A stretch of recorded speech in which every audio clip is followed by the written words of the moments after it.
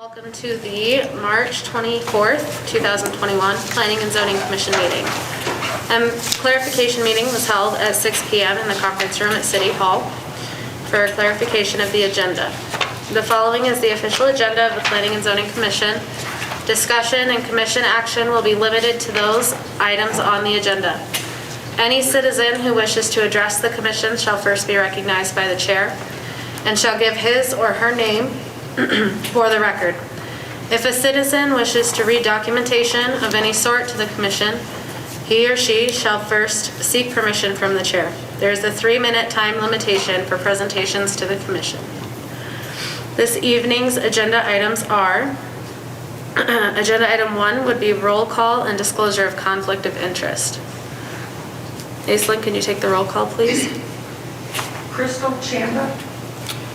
Here, and I have nothing to disclose. Jill Kirkham. Present, I have nothing to disclose. Jack Moore. My name's Jack Moore, and I did a site visit, and I have nothing else to do to report. Rich Phillips. Here, and I have nothing to disclose. Shin-Kyu Roo. Present. I made a site visit to agenda item number 3, and I have nothing else to report. Kaylee White. My name is Kaylee White, and I have nothing further to report. Agenda item 2 is approval of the minutes. Commission members, if you'll review the minutes, and then I would entertain a motion. I move we approve the minutes. I would Recommend second for it. approval. Jill? Okay, can I interrupt a second? I really need everybody wearing a face mask. You have to speak loudly because I cannot hear. Okay. I would second it. Okay. Aislinn, can you call for the vote, please? Kirkham. Yes. Roo. Yes.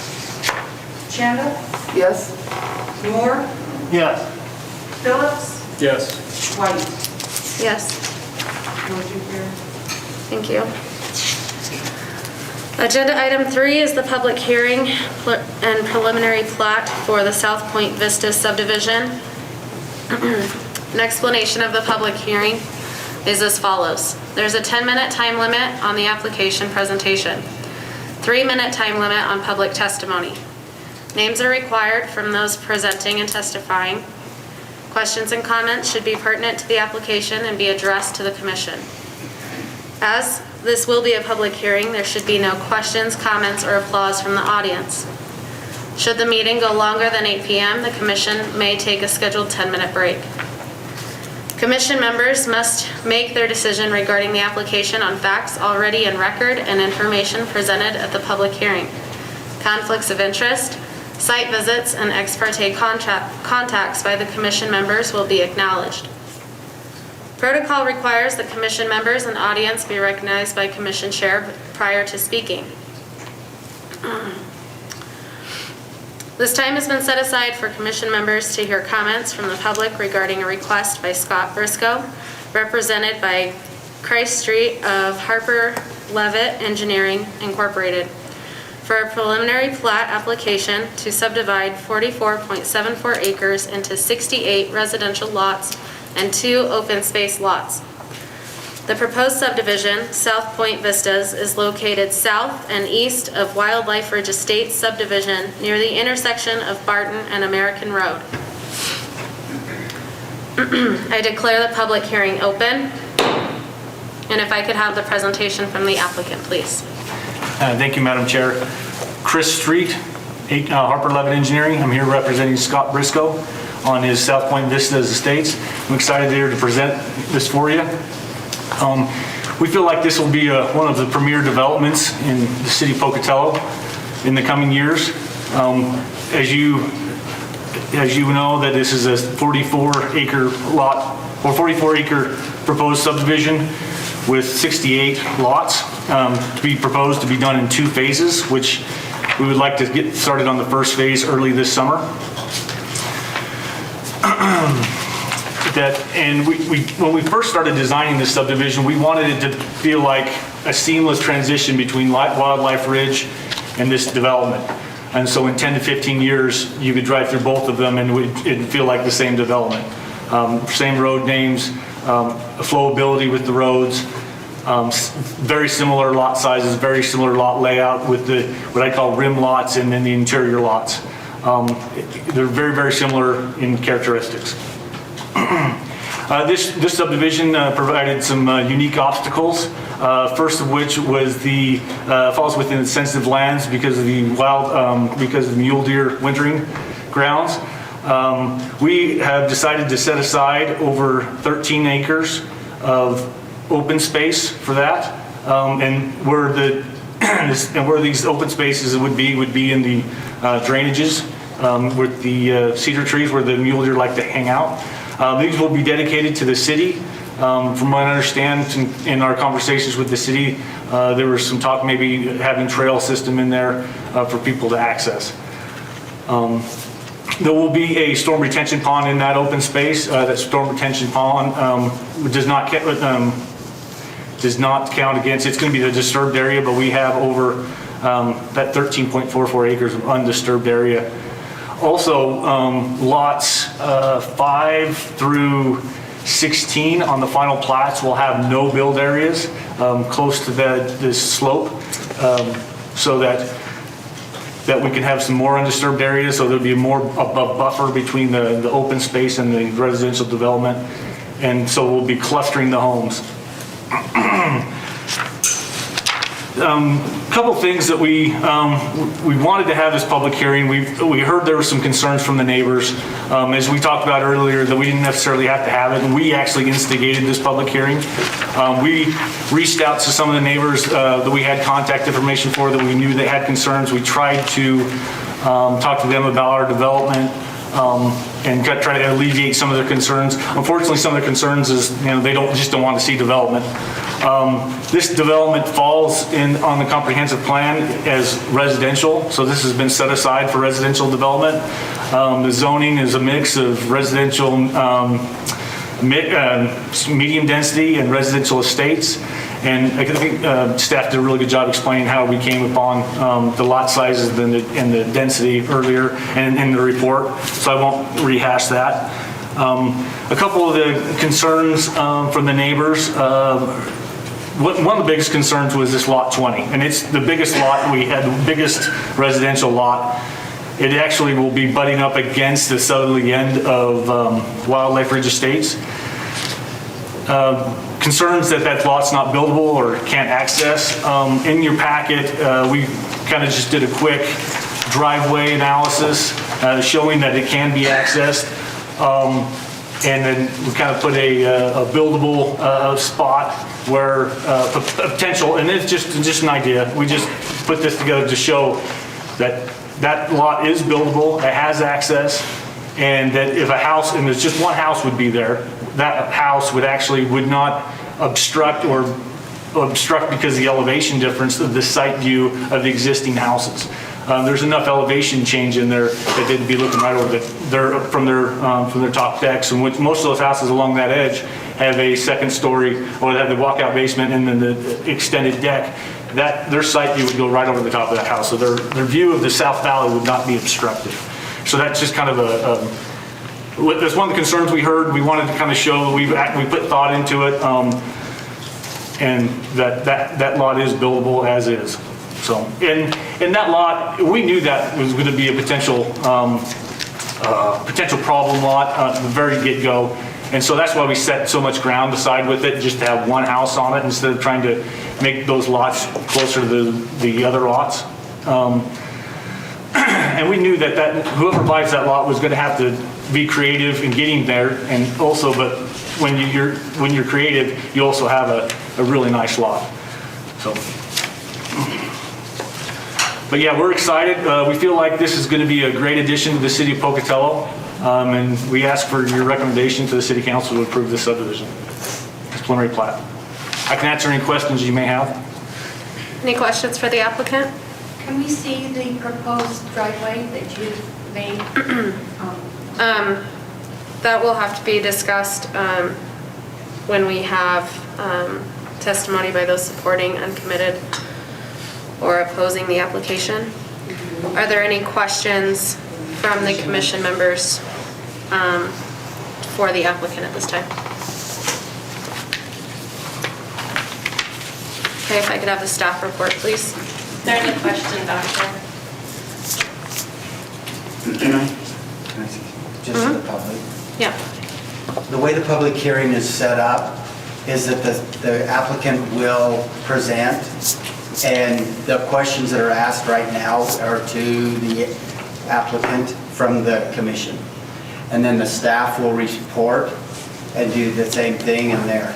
And then the public hearing will have those that are for, those that are against, or those that are neutral. That time you'll be able to stand at this microphone that's there and be able to speak. We'll make comments, and then afterwards, the applicant will be asked to, if he wants to, address the questions that you guys brought up. So just so you know the process. Thank you for clarifying. Madam Chair, would you like me to stand up or? Whichever you prefer.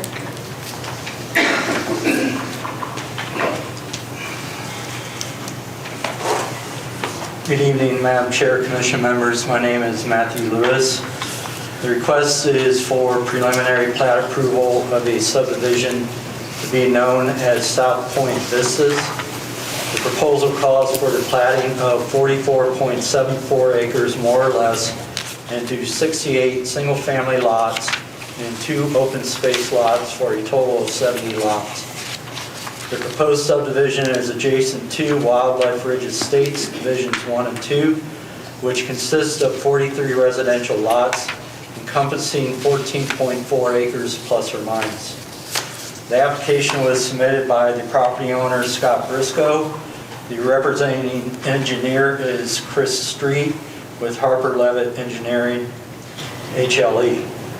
On March 3rd of 2021, an email was received by Chris Street on behalf of the applicant requesting to have the preliminary plat considered as a public hearing at the Commission's March 24, 2021 regularly scheduled meeting.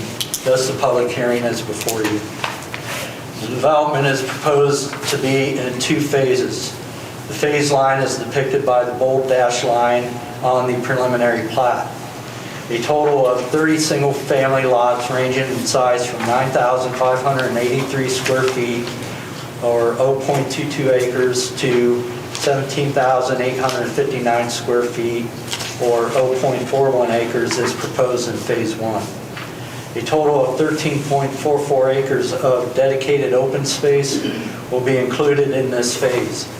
Phase 2 entails platting of 38 single-family lots ranging in size from 9,147 square feet, or 0.21 acres, to 23,852 square feet, or 0.545 acres. The property is zoned both residential medium density single family, RMS, consisting of approximately 15.3 acres, and residential estate, consisting of approximately 29.44 acres. Staff analyzed this proposal with the most restrictive RE zoning. The property is located in a designated mule deer winter range. Therefore, the development is subject to Code Section 1704.170, sensitive land standards, which restricts development by 50% density. In addition, a portion of the property has slopes in excess of 15% grade. Therefore, development is subject to Code Section 17.05.100, slope development standards. Of the 44.74 acres, a total of 11.44 acres must remain undisturbed. Of the 11.44 acres, 31.81 acres are located across the rear portions of lots 5 through 16, south-southeast of D'Artagnan Drive. Under the RE zoning, a total of 129 single-family lots may be allowed. However, because the property is in a deer winter range, the density is reduced in half, which results in 64 total, and that is based on Code Section 1704.170E4. Per Code Section 17.04.170E6, allows for a density bonus up to 5% for every 10% of land dedicated to the city for open space. In this case, the applicant is dedicating 13.44 acres, which is a little over 30%, for the purpose of preservation of existing vegetation and preservation of sensitive wildlife habitat. And that's and then Code Section 17.04.170E7 clustering reads, minimum lot sizes may be waived by up to 50% and building sites may be clustered if 30% or more of the site is maintained as open space in a manner and the purposes described in subsection E6 of this section. Thus, lot sizes may be reduced from 15,000 to 7,500 square feet. As noted, the smallest lot that is being proposed is 9,147 square feet. A 15% density bonus results in a possible 9 additional lots for a total of 73 permitted.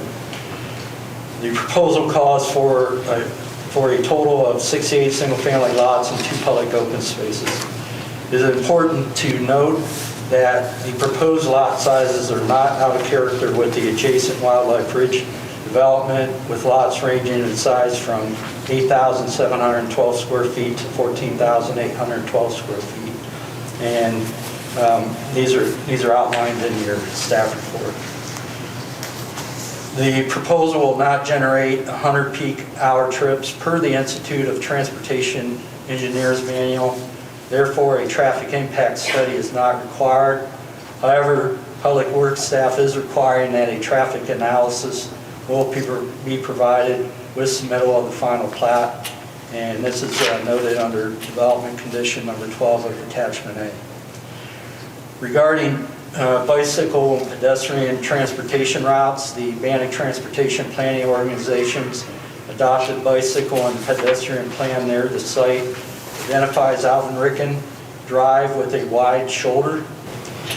Red Hill Trail is a shared path, which is approximately 3/4 of a mile northwest of the subject parcel. The bicycle and pedestrian master plan update shows a proposed bike path on Alvin Ricken Drive, a proposed shared path on American Road, and a shared path east of I-15 between Barton Road and East Terry Street. Water and sewer are available to extend to the proposed subdivision. The subdivision includes a 1/2 acre stormwater pond located on lot 21. And as the applicant's representative noted, that lot was not, or that 1/2 acre was not counted as part of the open space. So they had to come up with another 1/2 acre for that. Pursuant to Municipal Code 1620.040F, utility providers and affected city departments were provided notice on January 26, 21. To date, Idaho Department of Fish and Game is the only entity to submit comment, and a copy was provided to the commission, as well as any correspondence that we received. Most of it today, Madam Chair, Commission members. It should be noted that there is a 50-foot wide gas line easement extending across the rear of lots 1 through 3 and lots 8 and 9, continuing south across lots 2 and 3 and lots 21. This is best shown on a map that has the green for the gas and then yellow or blue for the storm drainage. It's in your packets. The stormwater easement shall be for the purpose of maintenance as well as pedestrian access to lot 21, the open space lot. So this is a condition number 10 of page 1 of Public Works Memorandum.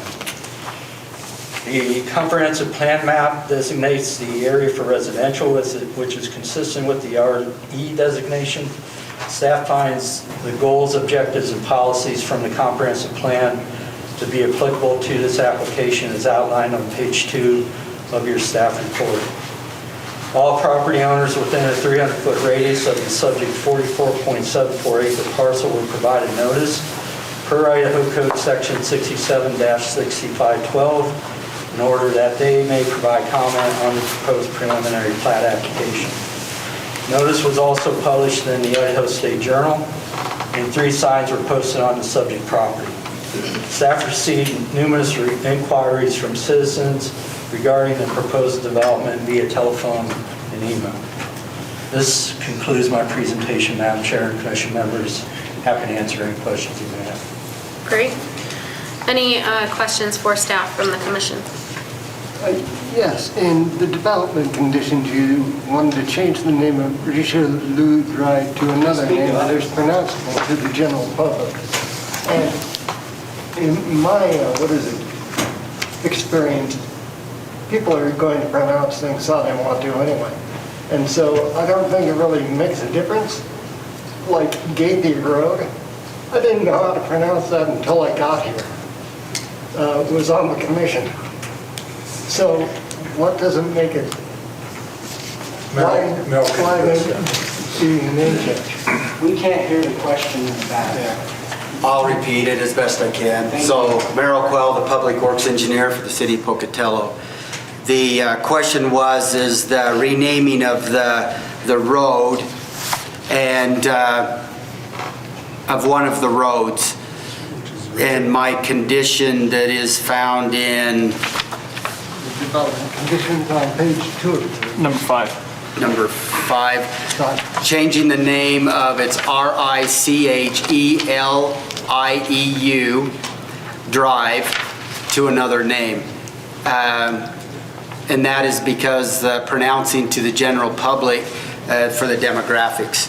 In the national standards, and that's what we try to go to with all the different national standards, is in the addressing standards, since we have a few streets in town that in the last 15 years that were not able to be pronounced and that by the demographics that live there, then it was asked, I started checking into it and found that the national standard does show that the basic demographics need to be able to pronounce that name.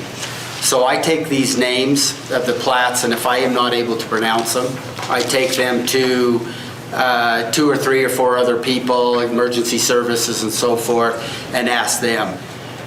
This particular name no one was able to pronounce, and that's why I spelled it out. And therefore, our standards is if that group that we have is not able to pronounce that name, we request that name to be changed to a more simpler name or one that can't be pronounced or even sounded out, because out of the group, not one person sounded that name out the same. So that's why it's changed, and it's based on national standards for addressing. Any more questions from the commission? Meryl, we received a comment from one of the neighbors who was concerned about the easement for the gas line. And I know you addressed that in your report, but can you just confirm that even though the gas line goes through the back of their property, they'll still have access to plant grass or gardens there, they just can't put a structure there? That is correct. In inquiring, again, in my position, I talked to all the utilities and that on specific cases. This one I did reach out to Intermountain Gas because that is their line, to ask, because we do have certain situations and requirements. They would like the note to be attached that says, grantor shall have the right to use the surface of the easement area, subject the right of guarantee herein granted, but shall not construct any permanent buildings or improvements within the easement area. Permanent buildings such subject to but not limited to homes, garages, shops, sheds. Improvements subject to but not limited to fences, trees, shrubs. Land can be used for planting of grass and gardens. Thank you. Any other questions from commission members to staff?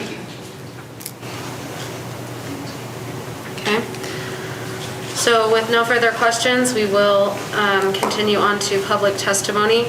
I ask that testimony given by those supporting, uncommitted, or opposing the application is not repetitive, but I do understand that many of you have some of the same concerns. With that, we will open it up for testimony by those supporting the application. And if you could, please come stand to this microphone here to give that. Okay. So then we'll move on to testimony by those uncommitted. It is important that public testimony, I know. It is important that public testimony is only limited to 3 minutes. There is a timer here that will time you during that. Yes? Both of us are for it. We just want. Okay, so those supporting the application? Yeah. Okay.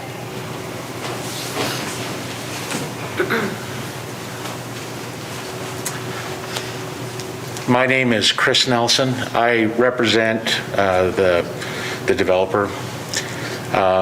We've worked on this for quite a while.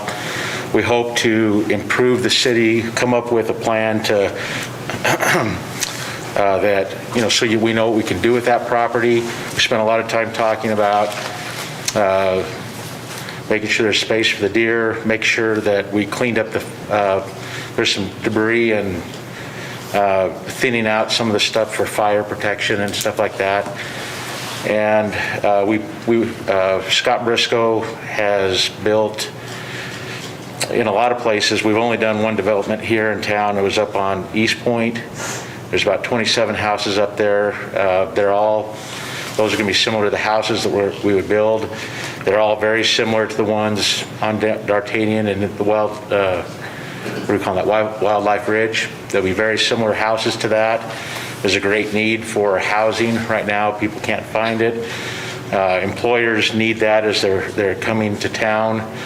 And we've tried to be flexible with the needs of the city. I've fielded calls, been out to the site, met with some of the neighbors, and we've come up with plans to, like the driveway, and we just want to try to figure out how to make it work out, and I guess make it a nice place to be. So that's our intent, and we've got flexibility in figuring out how to make it happen.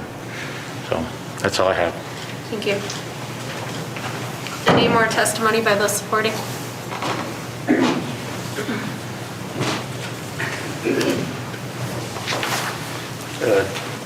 Jeremy Briscoe from 1819 Touch Drive in Inkom. I'm an agent over at RE/MAX. I mainly deal with new construction in the area, and about 16 years ago I was a newer agent, and I was driving around town one day looking for potential areas to develop, and I came upon this land, and it looked perfect. You could see the mountains, you could see the way that ground slopes. It provides for all the houses up there to not only live in a nice place in Pocatello, but actually enjoy what Pocatello has to offer. Another great aspect about that area is a lot of people come into this area are particular on school districts. Right now, there's almost nowhere you can find to build a home where your kids can go to Century School District. So it fulfills the needs for parents who want their kids to go to a certain school as well, that they can build and become part of that community. But in disclosure, I also represent the seller of this land, and the seller of this land has had this land for a while, and his long-term goal has always been to sell this land for future development. And he's come to a time where he's ready to actually sell this land, and the the developer is trying to fulfill the seller's needs also of doing responsible developing lots where you can put 3-car garage houses, where you're not going to have the kind of neighborhoods with a lot of street parking and stuff, where people can actually be proud of where they live. And as a real estate agent who is hearing from other real estate agents, and I'm not kidding, daily looking for new homes, because we are sorely in need of more homes in this community, it's a great responsible addition, in my opinion, to what this town has to offer. Thank you. Any more testimony by those supporting? Testimony by those uncommitted? Yes.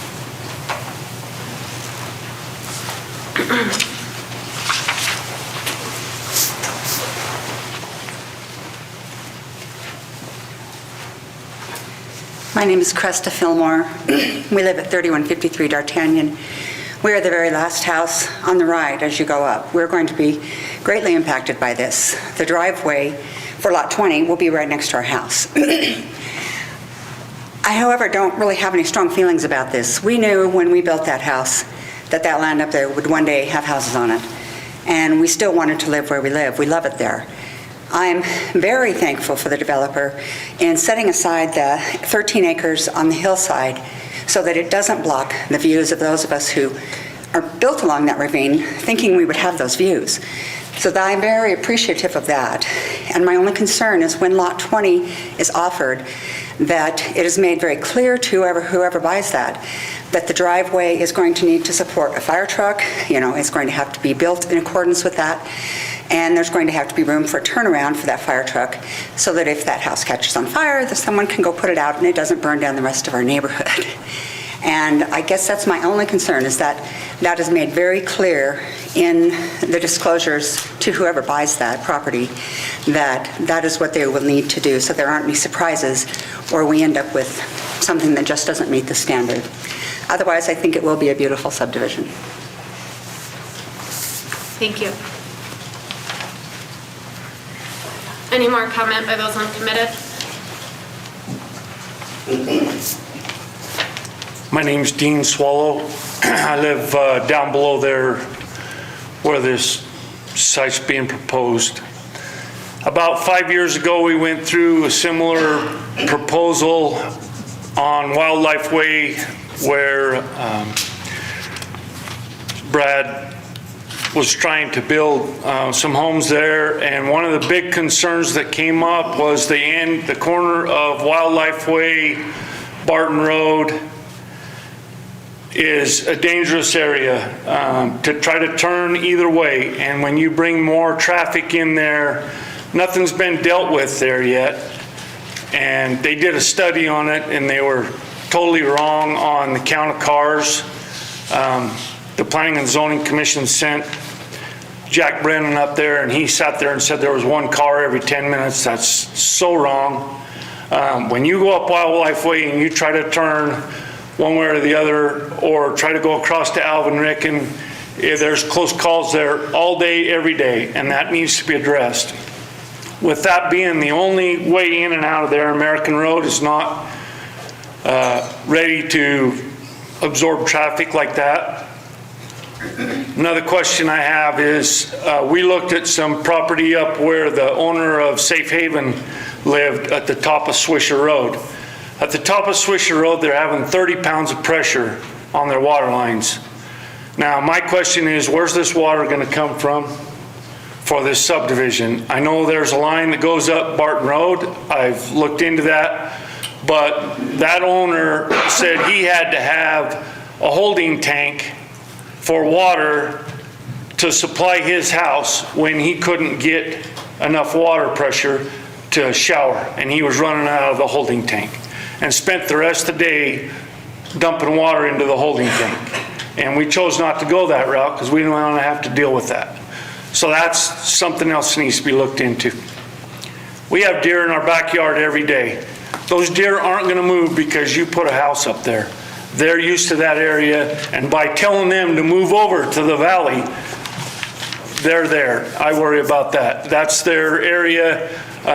Fish and Game knows that. I don't know what their comment was to you on it, but it's very crucial for those deer right in that area. So I'm just saying there's a lot of things that need to be looked at and advised. Now, years ago, Bill Isley tried to put those townhouses up on Swisher Road, and the Planning and Zoning Committee and the City Council made a ruling that there should not be any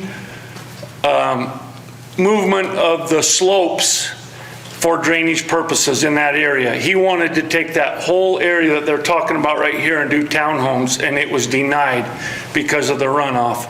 So that needs to be looked into too, because there's on record that that's a rule. So if you're talking about, and that home that you're talking about with the driveway, that would be right above our house, and that's what I'm talking about. If they want to start being creative with things, there are rules against that. So I saw them up there looking at it when this was all being proposed, and that's why I'm asking. There's a lot of rules that I don't know that are being looked into carefully on this, and things that could impact the people up there when we build these houses. Thank you. Thank you.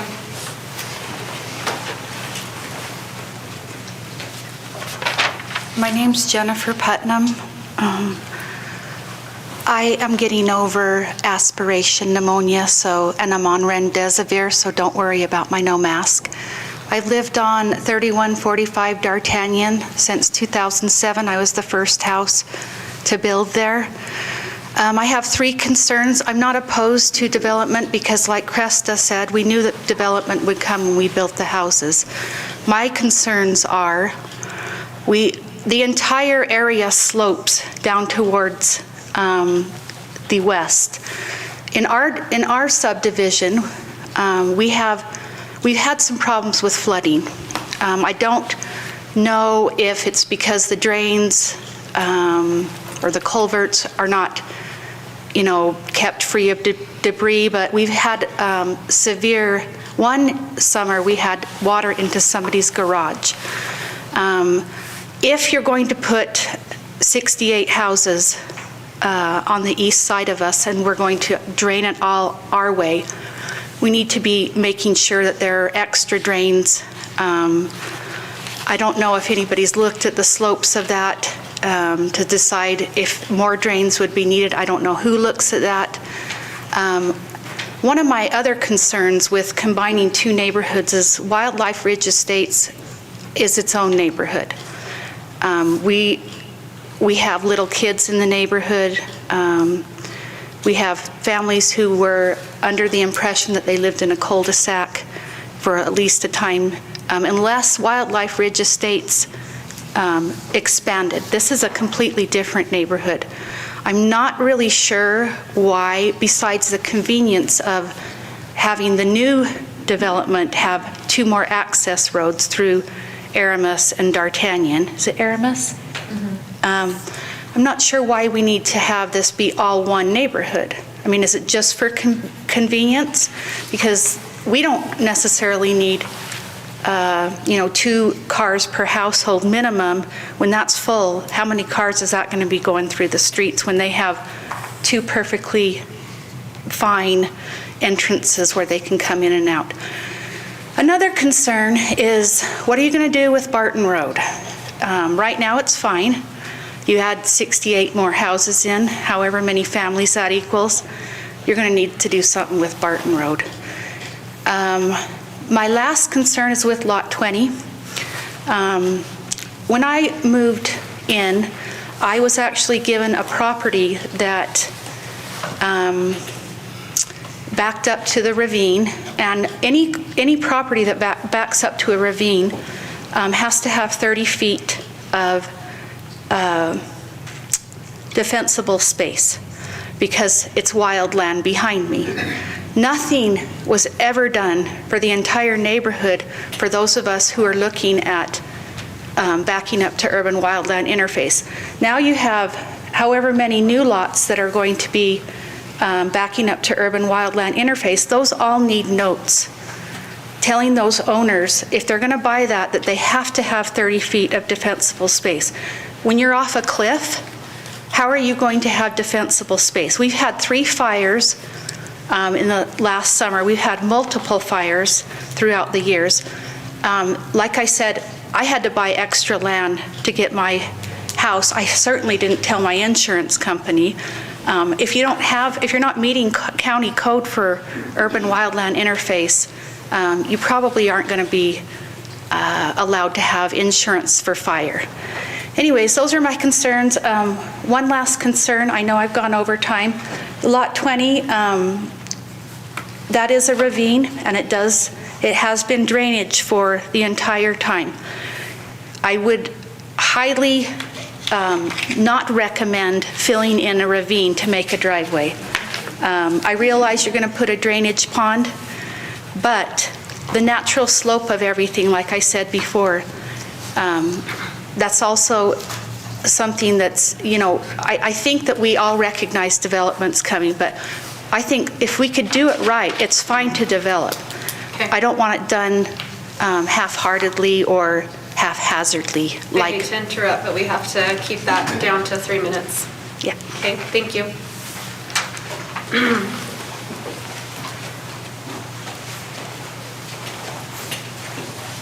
Hi, my name's Matt Coleman. I also live in Wildlife Ridge Estates. I just wanted to talk a little upon the wildfires we've had up there. Last summer, we had 2 wildfires, and the amount of looky-loos we got before the police were able to close the road was amazing, blocking the roads. I was a wildland firefighter for 7 years. I've been in a lot of subdivisions that have burned, and it's utter chaos with fire trucks, water tenders, dozers, and Barton Road right now is not suitable for looky-loos, for big semi-trailers coming in with dozers, for big Type 1 engines. And I feel that if this subdivision is improved, there has to be better egress for emergency vehicles. That being American Road. American Road right now is owned by the county, ISU, and the city of Pocatello. And they're all fighting because there is another proposed subdivision on American Road, and all entities are saying that this person has to improve American Road from Terry Street to his property. What's going to happen with the egress from Barton Road to Terry Street in case of an emergency or a wildfire, which happens? If you guys remember the Charlotte fire, there was 60-some houses that burned.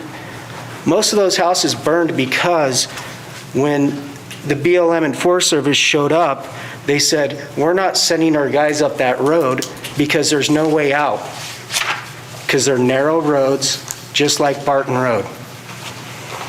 That's all I have to say. Thank you.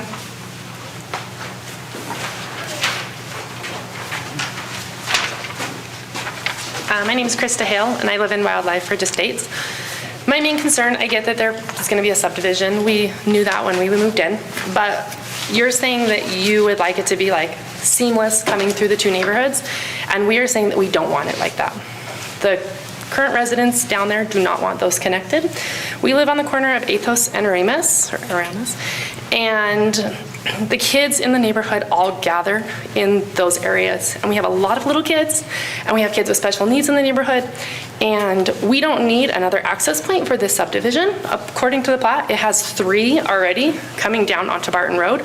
It doesn't really need to come through D'Artagnan and Aramis as well to make more areas for more traffic through our neighborhood. People are going to, if you're going to connect Aramis into that, there's only 3 houses to Barton Road. People don't need to come through our subdivision to get to Barton Road when they have perfect access to Barton Road. So If you're going to build a subdivision, we propose that you close off our subdivision from the other subdivision. We would have no reason to drive through that subdivision, so it's not really making this seamless thing for us. We have no reason to go up there. And if they have 3 access points to Barton Road already, they really have no reason to add 2 more access points to Barton Road by coming through our 2 points and adding that much traffic with all the little kids and coming flying around our corners, because it's like a race car if you come all the way down that and come through and fly out. There's really no reason to connect the 2 subdivisions, so the current residents do not want the subdivisions connected. We would like to remain separate. We're not the same. It's not an extension of our subdivision like Jen said, and we propose to keep the subdivision separate. Whether you change the driveways on those 2 houses that face in, or you add another lot, whatever you have to do, we propose that we do not connect those 2 subdivisions.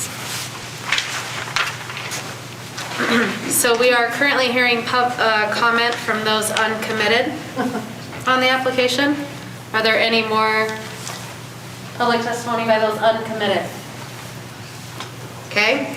At this time, we will move to hearing public testimony by those opposing the application.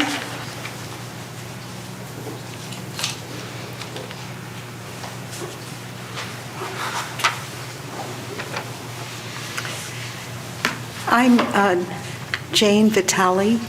We live in the first east plot to this subdivision, proposed subdivision.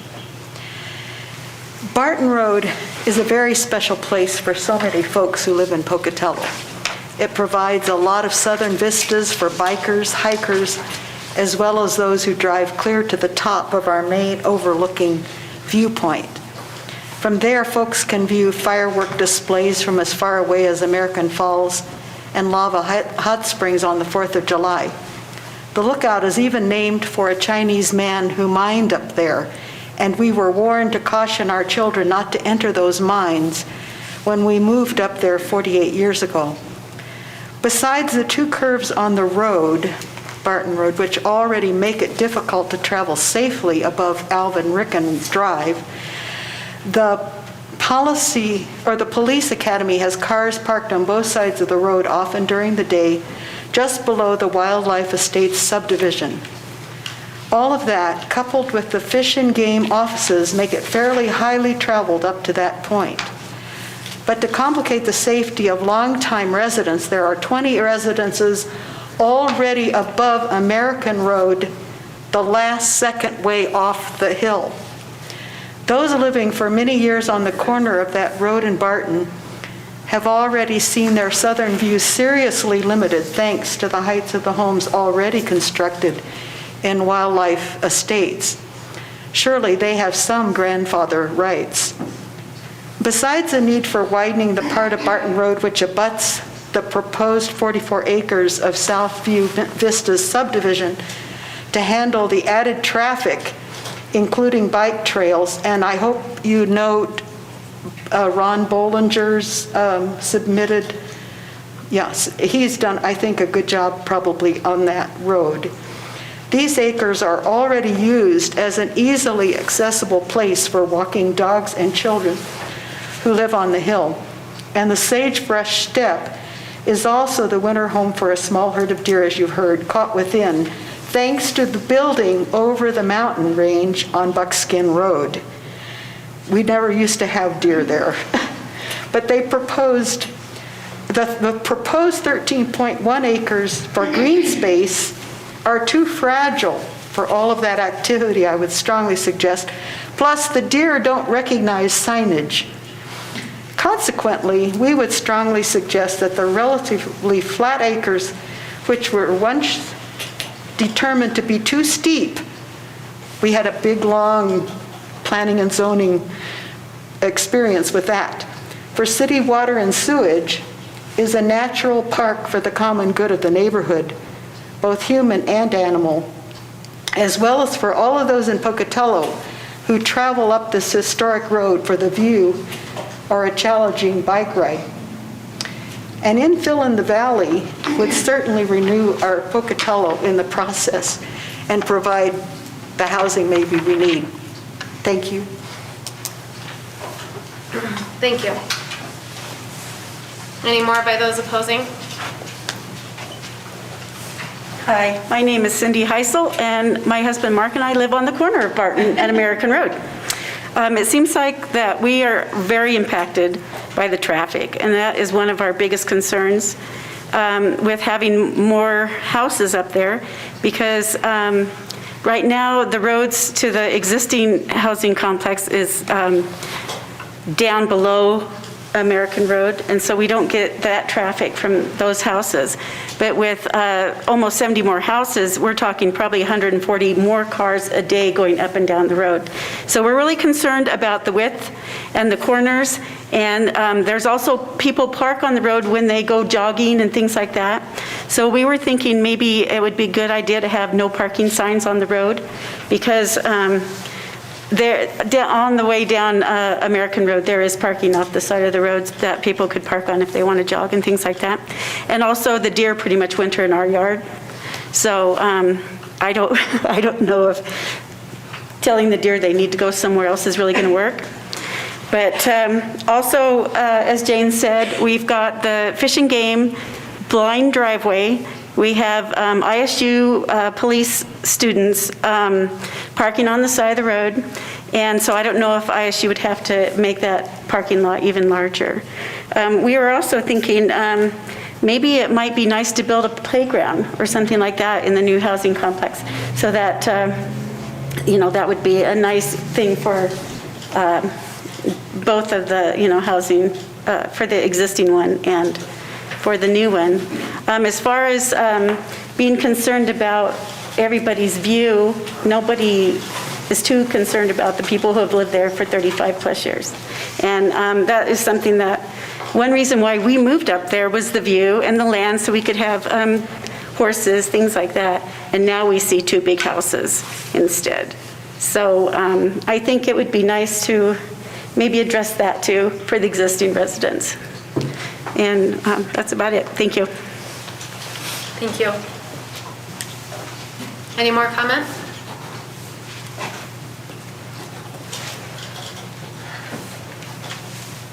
Hi, my name's Brooke Benedetti Coleman, and I've lived in the Wildlife Estates since about 2008. We were one of the first homes up there as well.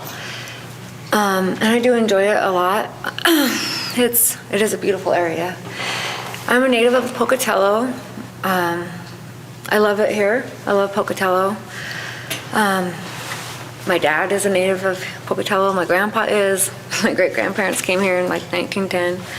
Anyway, I love it here, and I love this small community. And I know you can't stop development. But sometimes overcrowding does lead to less pleasure, like more is not better. And anyway, my concerns with this development is this land that is going to be built on, it has not been just sitting there. Everybody in our community does use it. All the kids go there and do what kids should do and build forts, and there's a nice walking trail, and everybody in the community does go and walk their dogs, and the kids run races out there. I mean, it is awesome. Like, it's a free park. The city of Pocatello has a free park up there. You don't have to maintain it. There's nothing you have to do. It's just there for us, and it's been amazing. So this is not going to increase our quality of life, obviously, to have this development up there. And I agree with Krista. We don't want to be, I don't want more traffic in our subdivision. We have a lot of kids up there. The whole subdivision is full of small children, and we play out in the streets all the time. So if anything, I wish Aramis and like maybe a walkway could be put through there instead of the cars going through, because I will like to go and still try. I'm a very outdoors person and like to get my kids outdoors, and we're out there every day. My kids have grown up out in this lot that's going to be developed now. So we've gotten to enjoy it and enjoyed the wildlife. We see the deer all the time and the birds, and I am sad to see it go. And I'm very concerned, like we've mentioned, the traffic. Our kids go up and down Barton Road on our bikes, and there's nowhere to go. And there's blind corners, and there's not. We need bike paths on each side of Barton Road. And if there's not going to be a park in this new place, which would be awesome if you guys could consider a park there, because there are so many kids. A park up there would be great. Ross Park is down the road. If they're gonna ride their bikes there, they gotta cross busy roads and all the traffic. Anyway, a park would be a great idea to consider. The road needs to be developed. Barton Road, there needs to be bike lanes, and American Road. People speed up and down American Road, roller coaster road we call it, and lots of joggers, bikers are on that road as well. So we, bike road, that road, if that could be, it's been nice having it be an old dirt road, but it's not going to be anymore. And the water, I'm concerned about that too, and the water pressure. Thank you for bringing that up. Thanks. Thank you.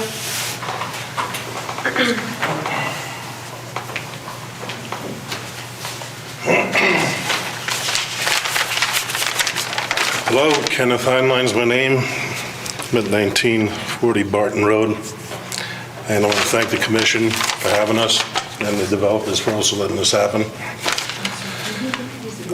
The first thing was Can you repeat your name, please? Kenneth Heinlein. Thank you. Is the road itself, where they have D'Artagnan that's supposed to be coming out, that's a blind curve right there as you're going up the road. That's, I mean, that's, as soon as, you can't see the road as it's coming out. So at the very top of the subdivision there, it's very unsafe. And coincidentally, that's where the deer cross from the north side of the road to the south side of the road. That's one of the places. There's 3 places. The other places is 150 feet about down the road, and then the other one is right on the corner of where that makes the turn by the Game and the Fish, and that's been a bloodbath right there with the deer. So let's see. We had an open house meeting here at the city about 10 to 15 years ago, and they were doing the comprehensive plan. And about 80% of the people put in that things that they valued most was open space. Now, when they said open space, I don't think they considered slope land and unbuildable land as open space.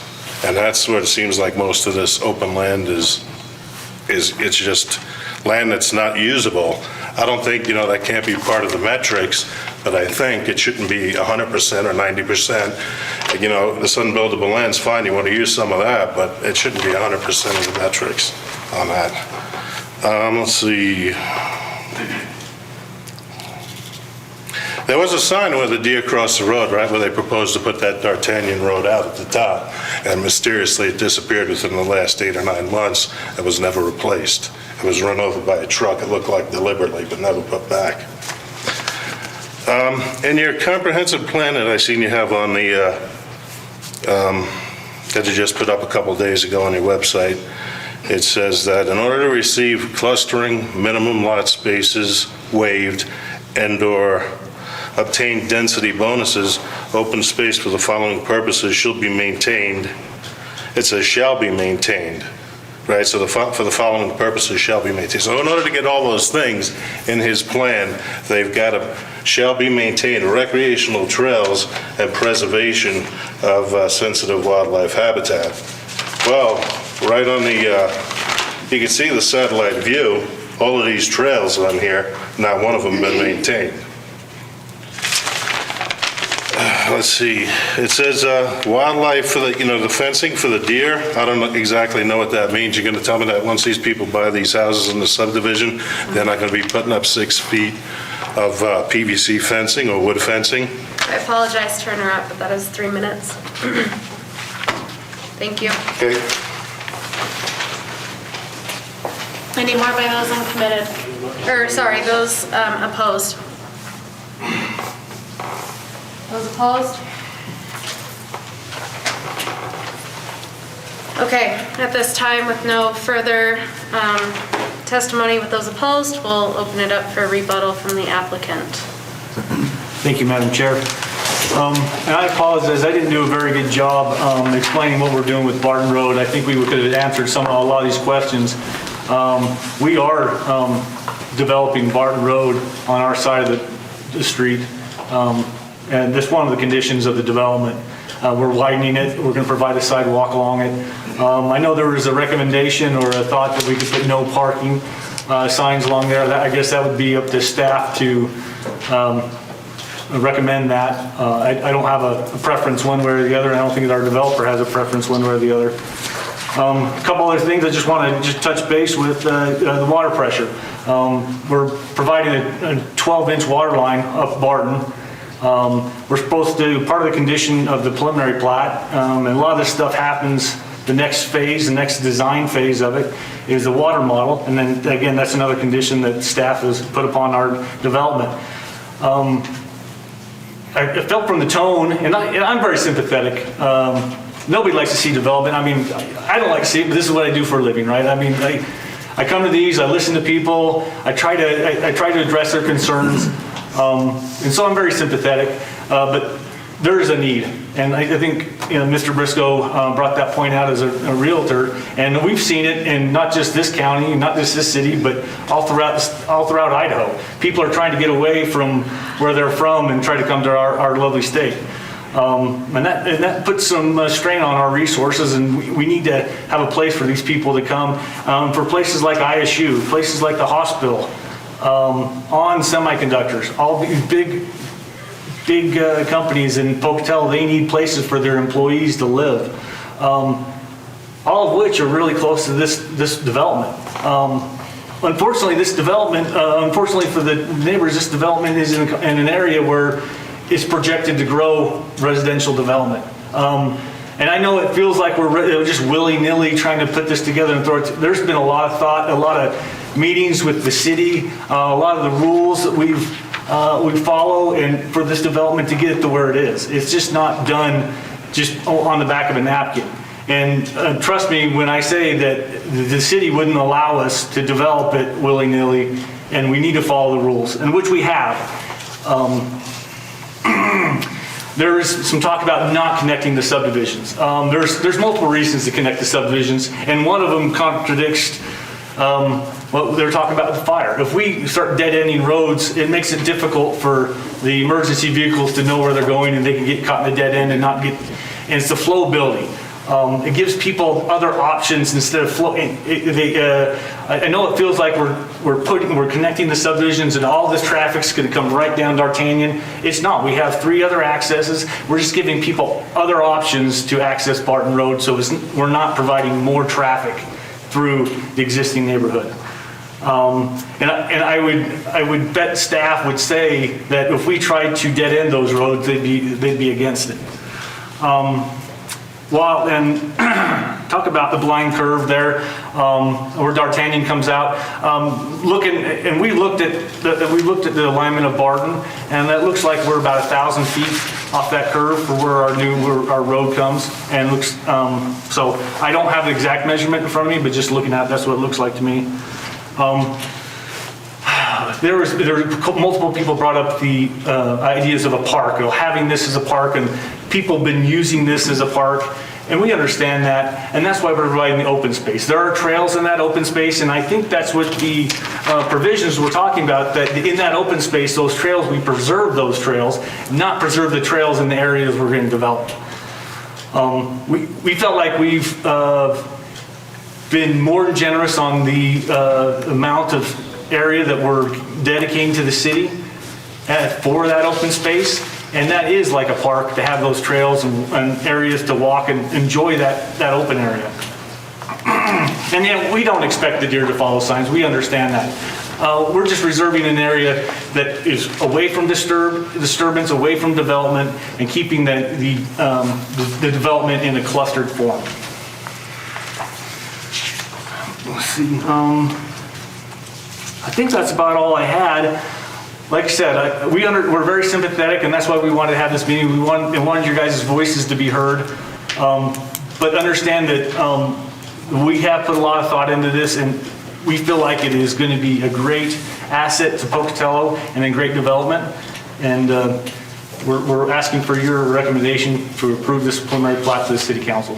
Thank you. At this time, I declare the public hearing closed. How does the commission wish to proceed? Can we still ask questions of staff or no? Absolutely. Will you remind me of the verbiage that would be needed to make sure that the fencing meets Idaho Fish and Game's requirements, please?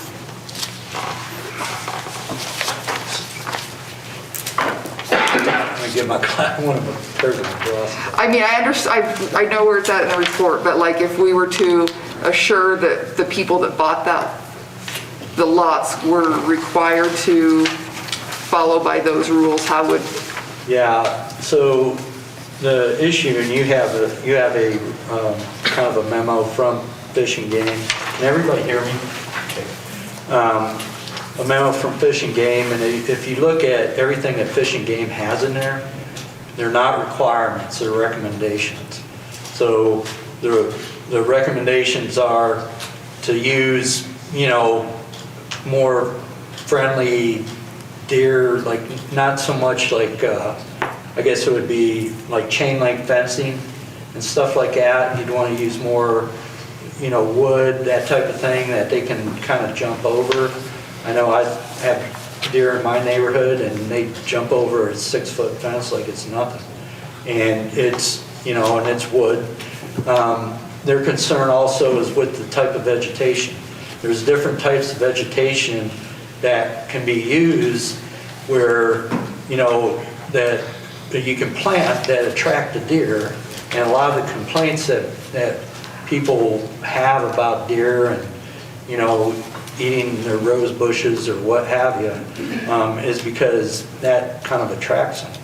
And so in the code, and it states that pursuant to Municipal Code Section 1704170E, fencing where utilized shall be wildlife friendly as recommended by Idaho Fish and Game Department.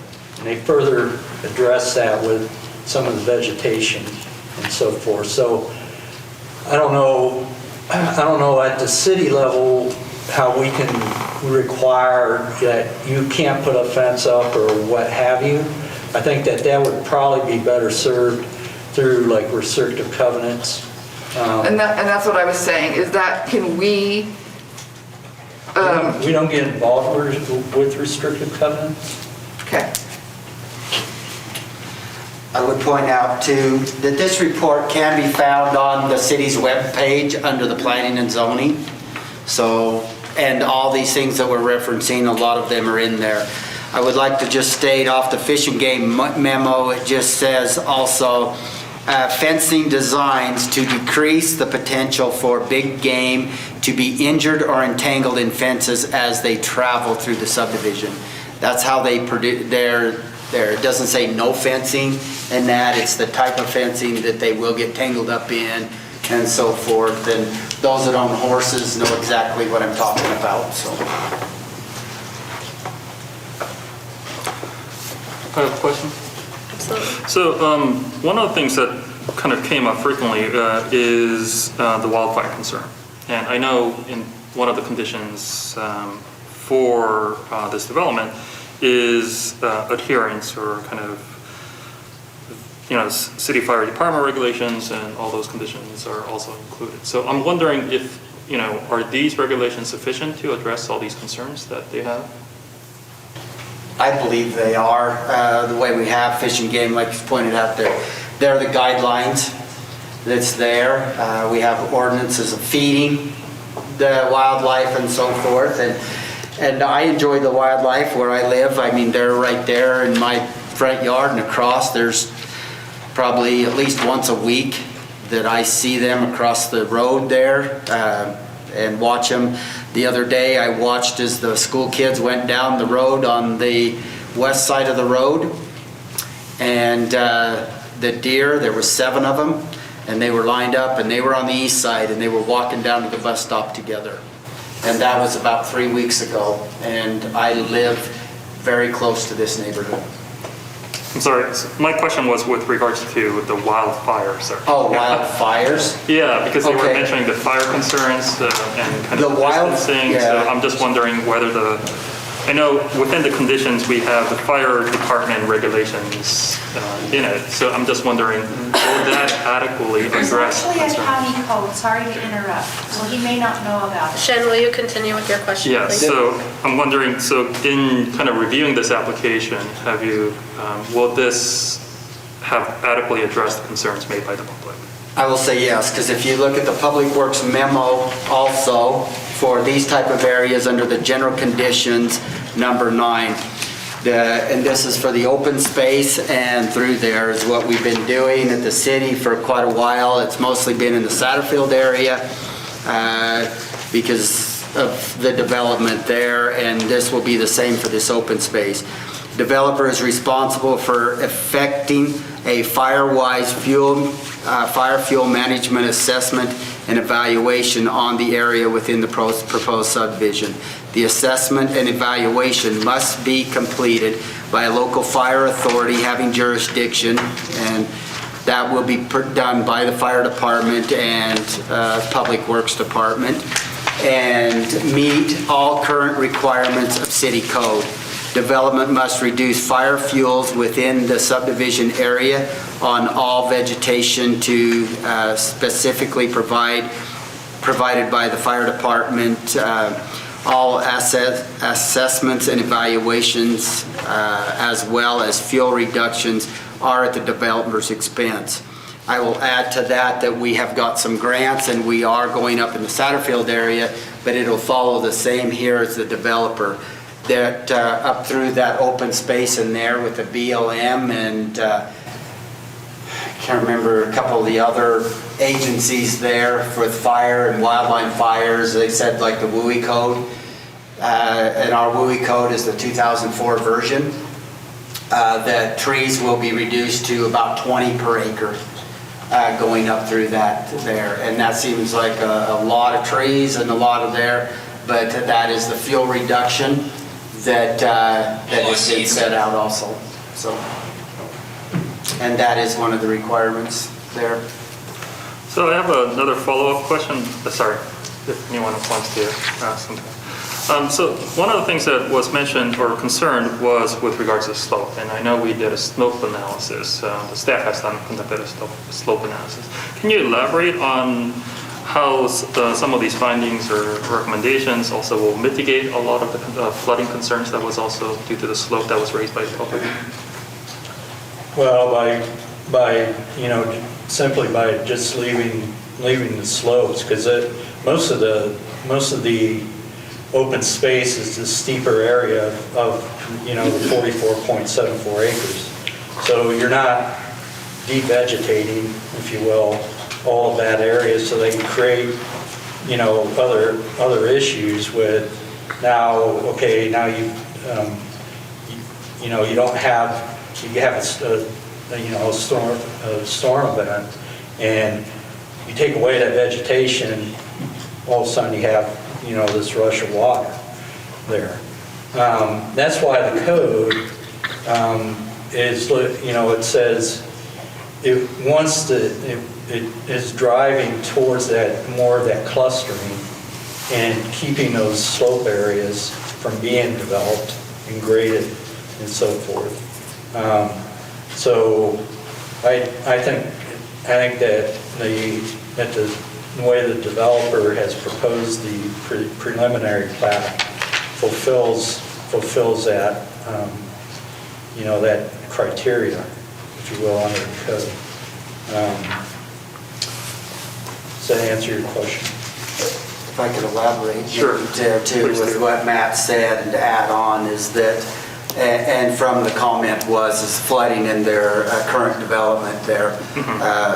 the development, flooding in the current development, I could probably say that maybe it was an unusual storm if we get some of those, or it was because of the grates had a plastic bag on and different things like that. So keeping those grates clean is important there. The development in here will have storm system. It will have the catch basins and so forth that will drain to that lot 21 with a half an acre of pond there. The other thing the slope development in these common area and having it dedicated to the city will give us the opportunity to go in and rehab and also place others if we need to. Some dams, and they're not dams like you'd think great big dams, but the small ponding and everything, also for the wildlife and the grass areas. But back in the 80s, the city went back in and up that canyon, and there's a couple of ponds and dams up in there that protects the flooding, some of the flooding and some of the bigger events that comes down into the Stockman, Swisher area down below. So keeping this open space and that is more for the area down below than in the current wildlife subdivision and flooding that's on Barton Road. So in short, so the Public Works memorandum addresses these issues? Yes, we have that, and we also have the Portland Design stormwater manual that will be followed. We'll look at that for the slopes and the drainage and how to take care of that. Okay, thank you. Several comments were mentioned regarding concerns of additional traffic through the Wildlife Ridges estates. I'm wondering if you two, as city planners, would mind sharing your opinion on the viability of not having those two neighborhoods right next to each other, or having them right next to each other but not connected. You can take for a plan and I'll do from the engineer. Okay. As far as in the planning point of view, so in the comprehensive plan, and especially when Wildlife Estates was constructed, and even currently, you want connectivity. So the way that the roads end at the property, so you have Aramis and D'Artagnan, you can see the idea was always been that land's going to be developed, and it is kind of a temporary kind of, dead end, road that is anticipated that it was going to be extended. The other part of that is again, Chris mentioned it was with fire concerns and so forth. Fire wants that connectivity. They want numerous areas, secondary access areas that they can get in and out. Now, I don't know if that's ever been, there hasn't been something that's been brought up as far as not extending those roads, but in a planning point of view, you do want those roads to interconnect and create that connectivity there, so. From the Public Works engineering side too, the same thing goes, is the interconnectivity is important for utilities, for the access. If you look at that, I don't think you're going to get a whole lot more traffic. You may get a few that goes through the subdivision, but those that live there, and that is going to go up the street and go into one of the three accesses that's up above. They're not going to go in at the bottom of D'Artagnan to go up to the top. They're going to go into the name that we asked to be renamed and go in there, I think through there and so forth. The other thing is dead ends with the garbage trucks on a weekly basis, getting in, trying to turn around, and the parking issues that come along with cul-de-sacs in a lot of places in town. I know there are a few, not particular in this one. Those that care about their neighborhoods don't have as many problems with the basketball hoops at the end of the cul-de-sacs and so forth, which makes it very hard and impossible sometimes for us to collect the garbage. Anytime that we do have storms with snow plows, is trying to snow plow. So the connectivity is important that way. It's also important for all the utilities and how that interconnects. Plus, what was pointed out, every time we get the comprehensive plan, it is to the neighborhoods and to keep them connected and interconnected the way that is. So we are following with the comprehensive plan and the Valley, our vision, and that over the many years that I've been here at the city, it's always been connectivity. Any other questions from the commission? I have one more question. So one of the concerns raised by the public is increased traffic levels, but by city code, we know that the traffic study is not required because it will generate less than 100 a day. But instead, you mentioned that the city will do a traffic analysis. We'll have the developer do a traffic analysis for us to review.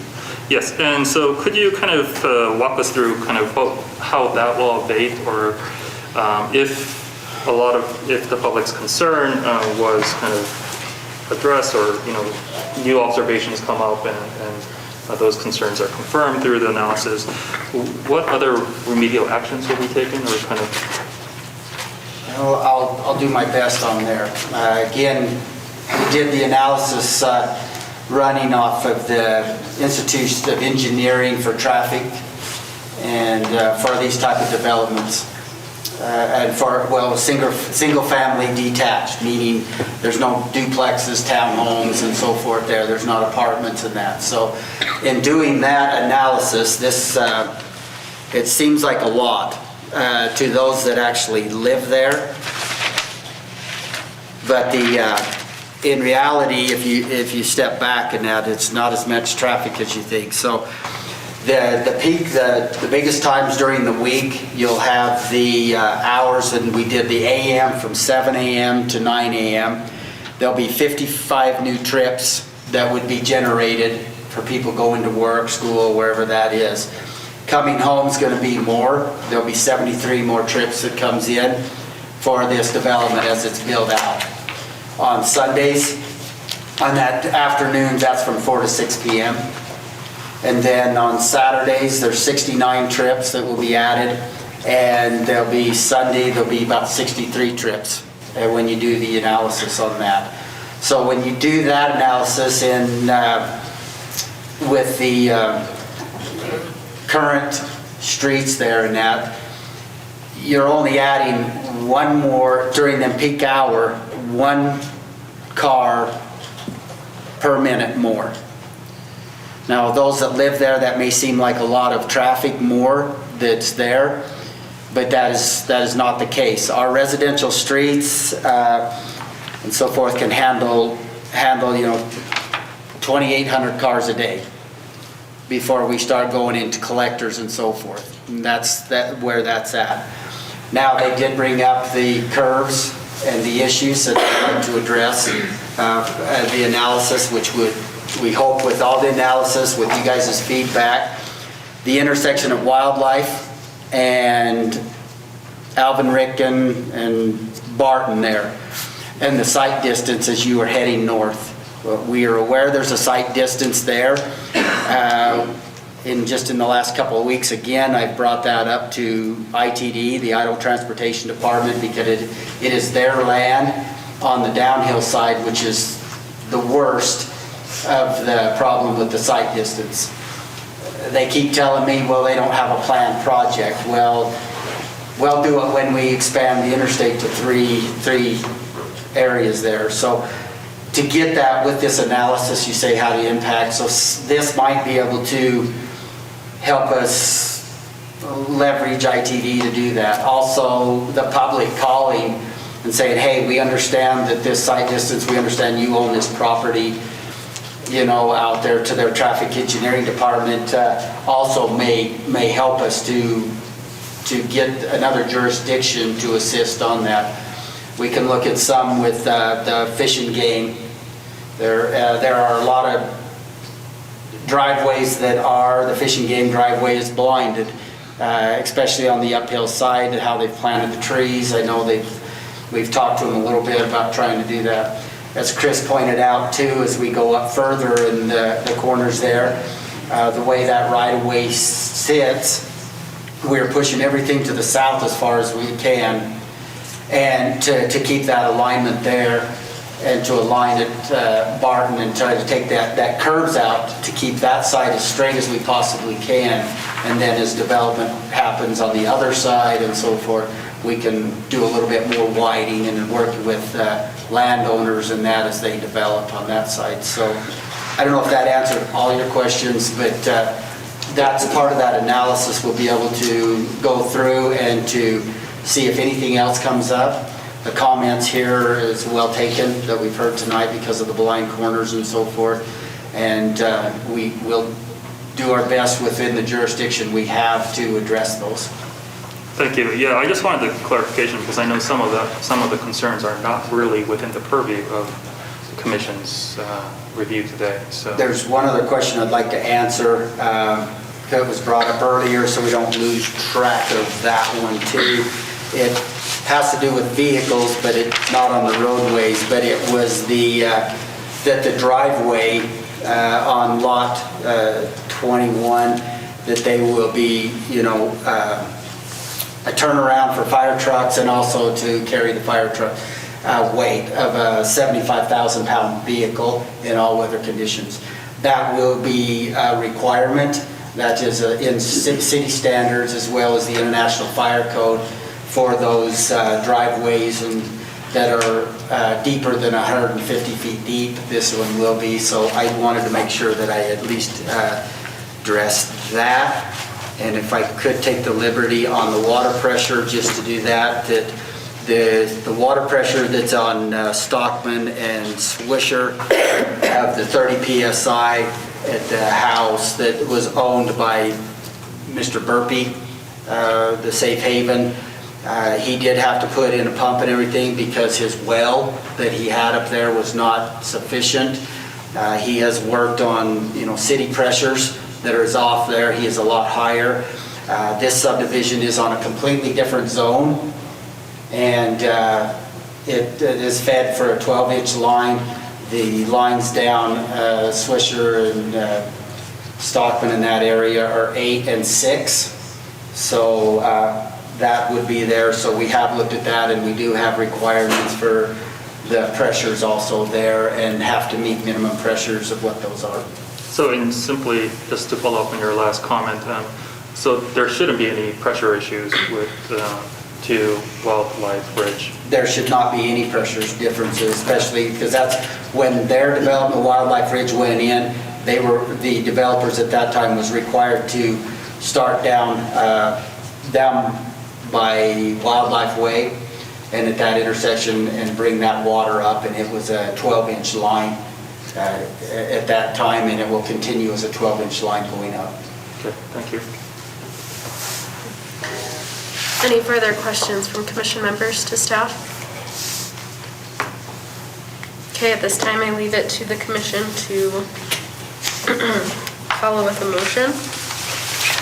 I'll make a motion to recommend approval of the preliminary plat application from Scott Briscoe for the South Point Vista subdivision, finding that the application does meet the standards for approval under Chapter 1620-050, with the conditions of approval listed in the staff report, with the revision of striking the verbiage and allowance of additional density from number 4 of the recommendations and conditions from Matt Lewis, and to include the Idaho Fish and Game request regarding fencing, open space, movement corridors for wildlife landscaping, and to make property owners aware of the wildlife preservation in the CCNRs.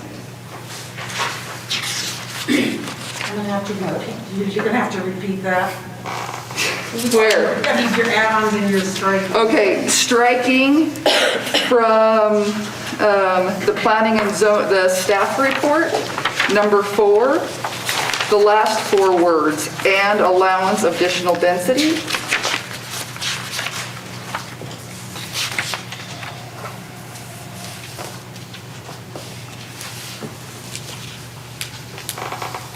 It's on the first page right after the minutes, if that helps.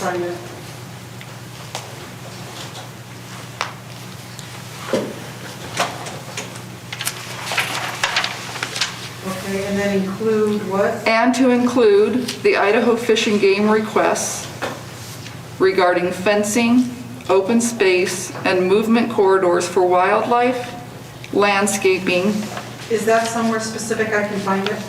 in the minutes from last meeting? In the minutes from last? Yes. Yeah, in the minutes from the last meeting, the same recommendation was made.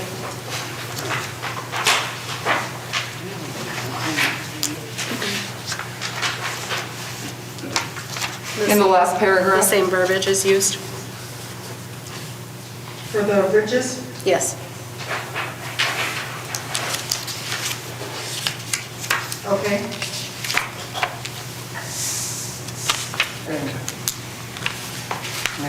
And then, I think, is that the end of your? Do you need me to say the whole sentence again, or you got it? No, I got it. Okay. Okay. And I would like to second that motion. I'm sorry. did Jack somebody would say second it. Okay, at this time, Aislinn, could you call for the vote, please? Chanda? Yes. Moore? Yes. Kirkham? Yes. Phillips? Yes. Ruth? Yes. White? Yes. Motion carries. Thank you. That ends our meeting for tonight. Thank you all for attending.